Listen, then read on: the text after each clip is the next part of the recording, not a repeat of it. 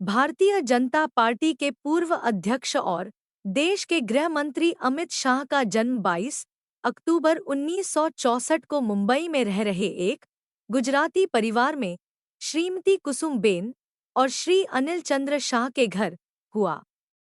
अमित शाह के दादा गायकवाड़ के बड़ौदा स्टेट की एक छोटी रियासत मानसा के नगर सेठ थे। 16 साल की आयु तक अमित शाह अपने पैतृक गांव मानसा, गुजरात में ही रहे और वहीं से उन्होंने प्राथमिक शिक्षा प्राप्त की। अमित शाह की प्रारंभिक शिक्षा गायकवाड़ स्टेट के प्रमुख शास्त्रियों की देखरेख में भारतीय मूल्य परंपरा के अनुसार हुई। भारतीय शास्त्रों, ऐतिहासिक ग्रंथों, व्याकरण तथा महाकाव्यों का अध्ययन उन्हें बचपन में कराया गया। भारतीय दर्शन और ग्रंथों के प्रति उनकी अध्ययनशीलता आगे भी बनी रही। अमित शाह की प्राथमिक शिक्षा पूरी होने के बाद उनका परिवार अहमदाबाद चला गया। शाह के जीवन पर उनकी मां का विशेष प्रभाव रहा। उनकी मां गांधीवादी थीं। खादी पहनने की प्रेरणा अमित शाह को उन्हीं से मिली।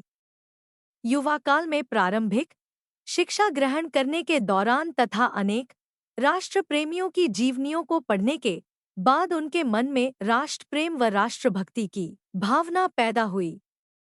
वे के.एम. मुंशी के लेखन से काफी प्रभावित रहे हैं। आपातकाल के दौर में जब देश में 1977 के आम चुनाव हो रहे थे, तब शाह 13 साल के थे।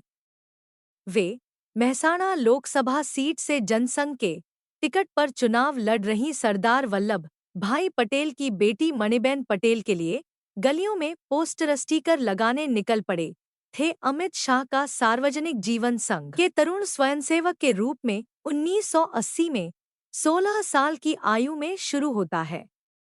इस बीच वे अखिल भारतीय विद्यार्थी से भी जुड़े। 1982 में शाह को अखिल भारतीय विद्यार्थी परिषद की गुजरात इकाई का संयुक्त सचिव बनाया गया।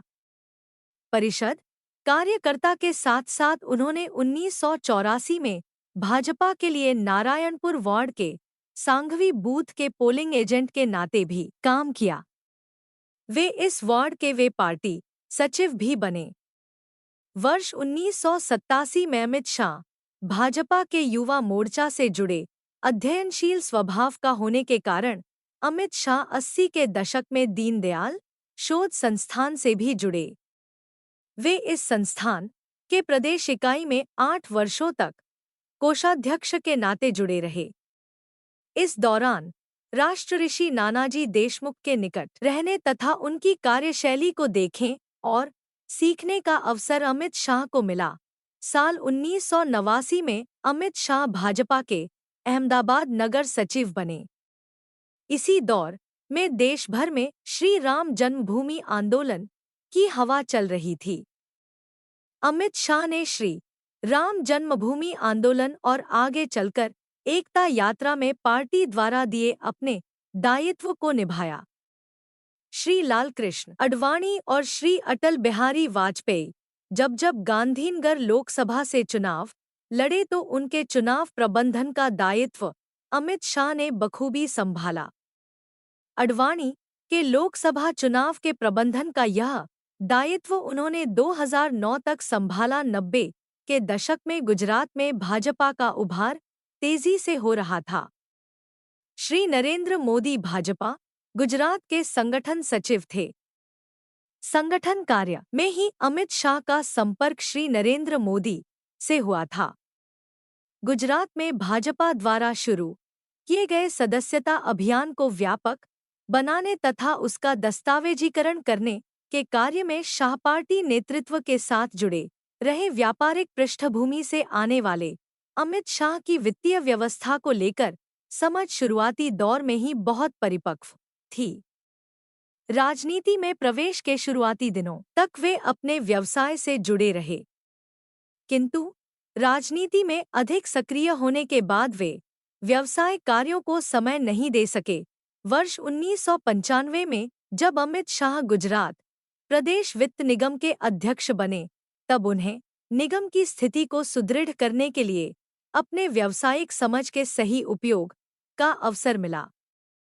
उनकी वित्तीय सूझबूझ के कारण उनके कार्यकाल में निगम घाटे से न सिर्फ बाहर आया बल्कि इसके मुनाफे में 214% तक की वृद्धि हुई।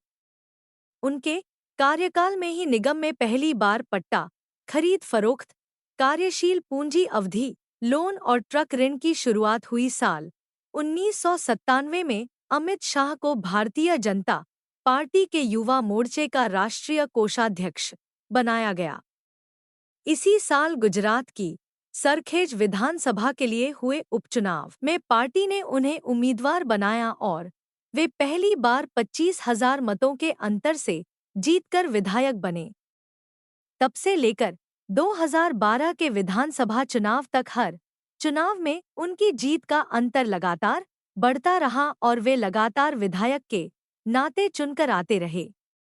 नारणपुरा से जब वह 5वीं बार विधानसभा का चुनाव लड़े तो मतदाताओं की संख्या पूर्व से 1/4 रह जाने के बावजूद जीत का अंतर 63,235 वोट रहा। विधायक के नाते अपने लंबे कार्यकाल में अमित शाह ने विधायक निधि के अलावा अन्य स्रोतों से क्षेत्र में विकास कार्यों को गति दी। 1998 में वे गुजरात भाजपा का प्रदेश सचिव बने तथा महज 1 साल के अंदर उन्हें प्रदेश उपाध्यक्ष की जिम्मेदारी दी गई। वर्ष 2000 में अमित शाह 36 वर्ष की उम्र में अहमदाबाद जिला सहकारी बैंक एडीसीबी के सबसे युवा अध्यक्ष बने। 1 साल के उनके कार्यकाल में इस बैंक ने 20.28 करोड़ का घाटा पूरा किया तथा बैंक ने 6.60 करोड़ के लाभ में आकर 10% लाभांश वितरण भी किया।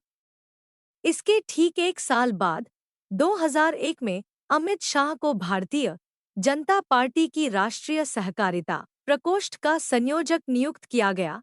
श्री नरेंद्र मोदी के नेतृत्व में पहली बार गुजरात में हुए 2002 के विधानसभा चुनाव में आयोजित गौरव यात्रा में शाह को पार्टी द्वारा महत्वपूर्ण दायित्व दिया गया। गुजरात विधानसभा चुनाव में भाजपा की जीत हुई और अमित शाह सरकार में मंत्री बने। वे 2010 तक गुजरात सरकार में महत्वपूर्ण विभागों के मंत्री रहे। उन्हें गृह विभाग, यातायात, निषेध, संसदीय कार्य, विधि और आबकारी जैसे महत्वपूर्ण विभागों के मंत्रालय की जिम्मेदारी सौंपी गई। गृह मंत्री रहते उन्होंने पुलिस आधुनिकीकरण, सड़कों की सुरक्षा, अपराध में कमी को लेकर उन्होंने अनेक महत्वपूर्ण कदम उठाए। क्रिकेट और शतरंज में रुचि रखने वाले अमित शाह ने 2006 में मंत्री रहते हुए चेस एसोसिएशन के चेयरमैन का पदभार ग्रहण किया। उन्होंने अहमदाबाद के प्राथमिक विद्यालयों में शतरंज को प्रयोग के तौर पर शामिल करवाया। यह प्रयोग बच्चों के मानसिक क्षमता के विकास में काफी उपयोगी साबित हुआ। आगे चलकर तत्कालीन मुख्यमंत्री श्री नरेंद्र मोदी के सुझाव पर इसे प्रदेश भर के स्कूलों में शामिल कर लिया गया।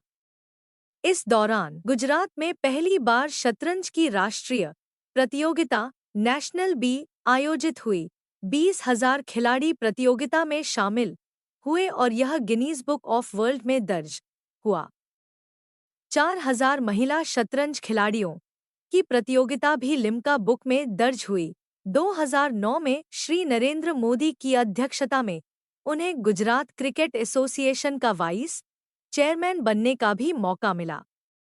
वे Ahmedabad central board of cricket association के अध्यक्ष भी रहे। इस दौरान क्रिकेट के क्षेत्र में गुजरात को कई ख्यातियां मिली। श्री नरेंद्र मोदी के प्रधानमंत्री बनने के बाद अमित शाह गुजरात क्रिकेट एसोसिएशन के अध्यक्ष बने। अमित शाह के पास गुजरात के गृह मंत्री होने के नाते सुरक्षा का दायित्व था। एक सजग और सचेत प्रशासक के रूप में अमित शाह कमजोर और लुंजपुन सुरक्षा को वे समाज और देश प्रदेश के विकास में बड़ा बाधक मानते हैं। गुजरात में मंत्री रहते सुरक्षा से जुड़े विषयों पर वे गंभीरता से काम करते रहे। गुजरात में मंत्री रहते सोहराबुद्दीन एनकाउंटर का फर्जी आरोप अमित शाह पर लगा। उन्होंने मंत्री पद से इस्तीफा दिया। मुकदमे के दौरान उन्हें 3 महीने जेल में भी रहना पड़ा। फिर उन्हें जमानत देते हुए गुजरात हाई कोर्ट ने कहा कि अमित शाह के विरुद्ध प्रथम दृष्टया कोई मामला नहीं बनता। आगे चलकर 2015 में विशेष सीबीआई अदालत ने अमित शाह को इस टिप्पणी के साथ सभी आरोपों से बरी किया कि उनका केस राजनीति से प्रेरित था। 2012 में अमित शाह नारनपुरा से फिर विधायक चुने गए। भाजपा ने उनकी सांगठनिक क्षमता को राष्ट्रीय कार्य में उपयोग करने के लिए 2013 में उन्हें पार्टी का राष्ट्रीय महामंत्री बना दिया। 2014 के चुनाव में भाजपा ने जब श्री नरेंद्र मोदी को अपना प्रधानमंत्री पद का उम्मीदवार बनाया तो अमित शाह को उत्तर प्रदेश का प्रभारी बनाकर भेजा गया। श्री नरेंद्र मोदी को देश ने बहुमत का जनादेश दिया तो यूपी से भाजपा को 73 सीटें मिली। यह एक बड़ी सफलता थी। अमित शाह 9 जुलाई 2014 को भाजपा के राष्ट्रीय अध्यक्ष बनाए गए। उनका पहला कार्यकाल 2016 तक चला। अपने पहले कार्यकाल में अमित शाह ने नरेंद्र मोदी की लोकप्रियता को संगठन की मजबूती का माध्यम बनाकर एक के बाद एक कई राज्यों में भाजपा के सांगठनिक आधार को मजबूत किया। महासदस्यता अभियान चलाकर भाजपा के सदस्यों की संख्या को सिर्फ 5 महीनों में 11 करोड़ तक पहुंचाया। पार्टी को युगानुकूल चलाने के लिए अमित शाह ने अध्यक्ष रहते अनेक नवाचार किए। विभागों और प्रकल्पों की रचना की, प्रवासों के चक्र को सघन बनाया। बैठकों को व्यवस्थित करने के लिए प्रशिक्षण कार्यक्रम शुरू हुए। कार्यालयों में पुस्तकालय और ई-पुस्तकालय पर उन्होंने विशेष जोर दिया। आज भाजपा के केंद्रीय कार्यालय सहित अनेक कार्यालयों में पुस्तकालय चल रहे हैं। उनके अध्यक्ष रहते हरियाणा, महाराष्ट्र, असम सहित नॉर्थ ईस्ट के राज्यों में पहली बार भाजपा के नेतृत्व वाली सरकार बनी। इसके बाद भाजपा ने 2016 में उन्हें एक बार फिर राष्ट्रीय अध्यक्ष निर्वाचित किया। 2016 में वे सोमनाथ मंदिर न्यास के न्यासी भी बने। साल 2017 में अमित शाह गुजरात से राज्यसभा सदस्य के रूप में निर्वाचित हुए। भाजपा का राष्ट्रीय अध्यक्ष बनने के बाद अमित शाह ने पार्टी की विचारधारा, कार्यशैली को आगे बढ़ाने लिए देश के हर राज्य में संगठनात्मक प्रवास किया। इस दौरान भाजपा को कई महत्वपूर्ण चुनावी सफलताएं भी मिली। 2019 का लोकसभा चुनाव आते आते पार्टी का आधार देश भर में व्यापक हो चुका था। श्री नरेंद्र मोदी की लोकप्रियता का आधार और मजबूत हो चुका था। श्री नरेंद्र मोदी के नेतृत्व में जब भाजपा 2019 के चुनाव में गई तो 2014 से भी बड़ा जनादेश हासिल किया। 1997 से लगातार 2017 तक गुजरात विधानसभा सदस्य के रूप में जन प्रतिनिधि रहे अमित शाह 2019 में पहली गांधीनगर से लोकसभा का चुनाव लड़े। उन्हें गांधीनगर से विराट जीत मिली। लगभग 70% वोट हासिल कर 5,57,000 वोटों के अंतर से उन्होंने अपने निकटम प्रतिद्वंद्वी से जीत हासिल की। 2019 में दोबारा चुनकर आई मोदी सरकार में अमित शाह गृह मंत्री बने। वर्तमान में वे देश के गृह मंत्री के तौर पर अपने दायित्व का निर्वहन कर रहे हैं। गुजरात में गृह मंत्री रहते देश की सुरक्षा व संप्रभुता के लिए बाधक विषयों पर अमित शाह लगातार ध्यान आकर्षित करते थे। आज जब वे देश के गृह मंत्री हैं, तब श्री नरेंद्र मोदी के नेतृत्व में उन विषयों पर उठाए जा रहे गंभीर कदमों में अहम भागीदार बन रहे हैं। उनके गृह मंत्री रहते केंद्र की मोदी सरकार ने अनुच्छेद 370 समान नागरिक संहिता सहित देश की आंतरिक सुरक्षा को अभेद्य बनाने से जुड़े अनेक ऐतिहासिक और दशकों से लंबित विषयों पर समाधानपरक निर्णय लिए हैं। अमित शाह सुरक्षा को देश की प्रगति में अहम कारक मानते हैं। अनुच्छेद 370 जैसी दशकों से लंबित समस्या का स्थायी समाधान होने से कश्मीर घाटी में शांति और प्रगति की राह खुली है। कश्मीर में अलगाववाद और आतंकवाद के मंसूबों को इस ऐतिहासिक निर्णय ने हतोत्साहित और कमजोर किया है। वहां नवाचार की संभावनाएं तेजी से बढ़ रही हैं। पूर्वोत्तर राज्यों की सीमाओं तथा वहां की आंतरिक सुरक्षा से जुड़ी लंबित समस्याओं का शांतिपूर्वक हल भी गृह मंत्री बनने के बाद अमित शाह ने किया। ब्रूरियांग समझौता, असम मेघालय सीमा विवाद का हल, बोडो समस्या का निराकरण जैसे प्रमुख विषय शामिल हैं। वामपंथी उग्रवाद के खिलाफ जीरो टॉलरेंस की नीति पर अमित शाह ने ठोस रणनीति बनाई।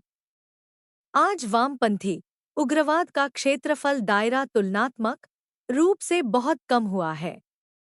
आतंकवाद को लेकर देश की आंतरिक सुरक्षा व्यवस्था की मुस्तैदी का परिणाम है कि आतंकवादी मंसूबे छिटपुटवाह्य सीमाओं तक सीमित हैं। गृह मंत्री बनने के बाद अमित शाह ने आपदा प्रबंधन के नए दृष्टिकोण को नरेंद्र मोदी जी के 10 सूत्रीय एजेंडे के अनुरूप व्यवस्थित करने का पूरा खाका तैयार किया।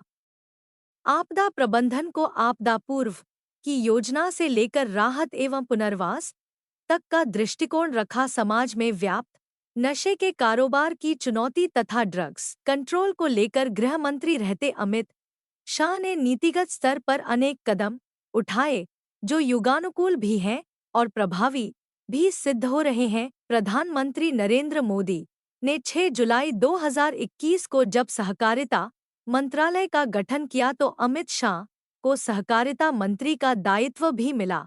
सहकारिता क्षेत्र में अमित शाह का अनुभव विस्तृत एवं व्यापक है। सहकारिता आंदोलन को आज के समय की चुनौतियों के लिए तैयार करने, अस्थिरता को समाप्त करने, पारदर्शिता युक्त व्यवस्था का निर्माण करने तथा सहकारिता क्षेत्र में छोटे से छोटे किसान का भरोसा बहाल करने लक्ष्य के साथ अमित शाह इस मंत्रालय के माध्यम से कार्य कर रहे हैं। अलग अलग तरह के खानों के शौकीन अमित शाह को साहिर लुधियानवी की लिखी गजलें पसंद है, साथ ही उन्हें चेस खेलना पसंद है। 2006 के बाद से अब तक वे कभी विदेश यात्रा पर नहीं गए हैं। वे अपनी अनुशासित कार्यशैली के लिए जाने जाते हैं। इतिहास के अध्ययन में उनकी खास रुचि है तथा अध्यात्म के चिंतन में उनका नजरिया बड़ा स्पष्ट है। समग्रता कर्मठता ही उनकी पहचान है।